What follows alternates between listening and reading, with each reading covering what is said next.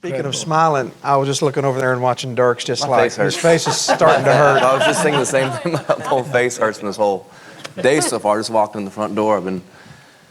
My face really does hurt from smiling. It's a real. How old are you, Dierks? 30-something. 30-something. It's way on up there. Way on up there.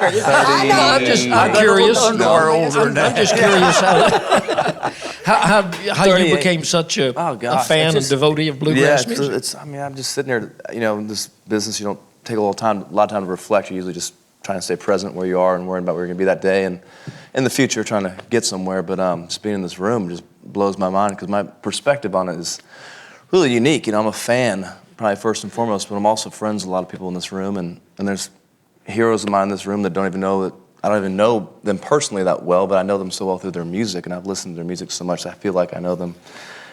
But I moved here in '94 to Nashville, and I immediately was turned off by the music scene just because I had this picture in my mind of what country music was, and a lot of songwriters, and more organic, real sustenance kind of thing. And I got here and realized it wasn't like that at all. It was more of a business, and there's a lot of people that weren't writing their own music and really trying to follow. A lot of people were trying to be like Garth Brooks, and I just, I'm from Arizona, and I don't wear a hat, and I don't starch my jeans, and I don't, much to my dad's chagrin, I usually don't tuck my shirt in, and so I just kind of got turned off by country music, and a friend of mine was reading the Nashville scene and saw something about a band called the Sidemen playing the Station Inn every Tuesday night. And I walked in the front door. It says 1994. I was 19 years old.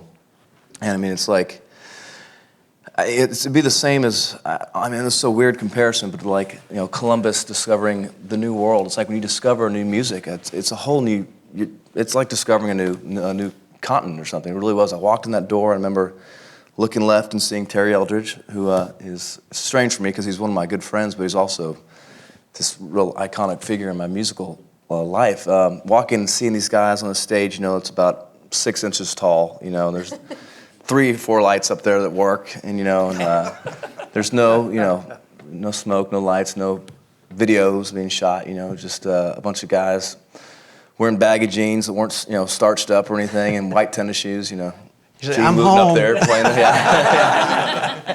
And it was these guys, man. I immediately just it changed my whole world, and I could sit there and talk about it for hours. It's really weird because I'm tied to everyone in this room in some way through that initial encounter, through that band, the Sidemen, through Terry Eldridge, and the guys that kind of made up that band were a combination of the guys from the Osborne Brothers and from the Del McCoury band, and some of the guys that played with Monroe, and it was just from there, just hanging with Terry, and I didn't miss a Tuesday night for probably 5 years. The one Tuesday night I missed was a snowstorm in February, and I was like, you know what? I'm just not going to go to the station tonight. I'm going to stay home. My friend called me.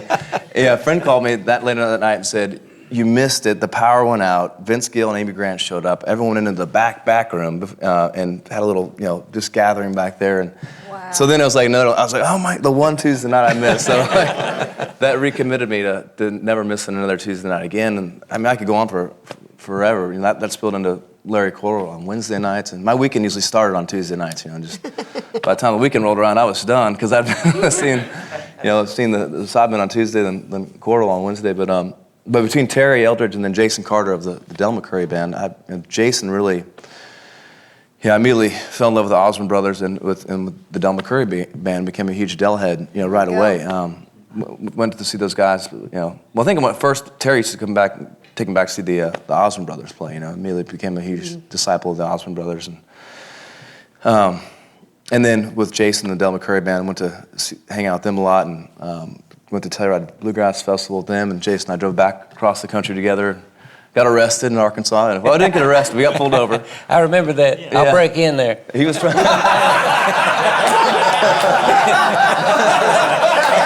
Almost got arrested. Jason told me, we was playing Telluride, and of course we flew out there because it's hard to bus it, We flew out, and Jace, at the end of the show, he said, "Now I'm riding back with Dierks, And I said, "Where? Back to Nashville?" Yeah. He said, "I'm going back with him in his truck." He had a dually truck, didn't he? A white truck. Is that up front? Same truck. Same truck. And So I said, man, you know how far that is? Oh, that's all right, we're buddies. Of course, they'd been buddies and I didn't know it, and I heard the name then, but I really didn't know Dierks. And of course, you had some other buddies too, I think, that were there. But then I got to know Dierks soon after that, and they got stopped in Arkansas. You was about to tell that story, wouldn't you? Yeah. We got pulled over, and I thought it was, the police officer. He said, you know why I pulled you over? And I said, I have no idea. I don't know. He said, well, we smelled marijuana as you drove by, and we're in Arkansas. That's what he said. We smelled. We. That's exactly what he said to us, and I thought that was the strangest thing because I don't do any of that. And I said, we're just coming back from the Telluride Bluegrass Festival. Jason Carter's a member of the Del McCurry band, Bluegrass, the Bluegrassers, and I thought that was a cool thing. He immediately, that was a big red flag. This is a true story. He said, oh, really? Coming back from the Telluride Bluegrass Festival? All right, stay right here. And then 2 more cars came up behind us. One had the dog. They brought the dog out and sniffed all over our car. And he got Jason and I in separate places and started asking me if I'd ever seen the inside of an Arkansas State prison before. And I'm like, and the dog started smelling. This is crazy story. He started sniffing one of my tires, and going crazy over the tire. And he goes, do we need to look inside that tire, my rear tire? And you can if you want to. I mean, I if we were trying to make it back to the Station Inn on time, because it was Tuesday night, Jason was trying to get back to the station.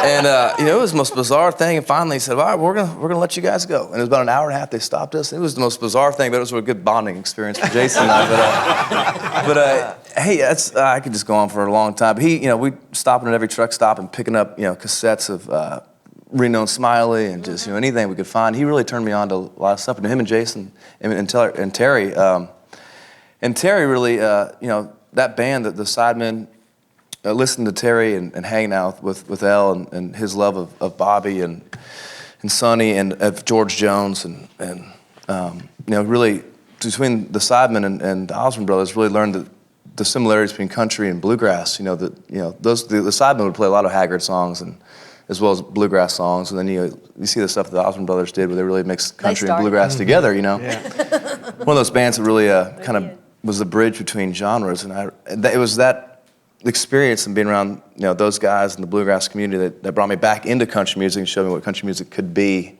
Kind of a weird way to get back to the roots of country, but really through the Sidemen and Terry and hanging out with Jason and the Del McCurry band, and certainly. Well, thanks for sharing that, man. Bobby and Sonny. We're not gonna let you sing right now, though. Good. All right. But delay me as long as possible. I'm having fun, and it's gonna be hard to form any words. My cheeks hurt so much from smiling.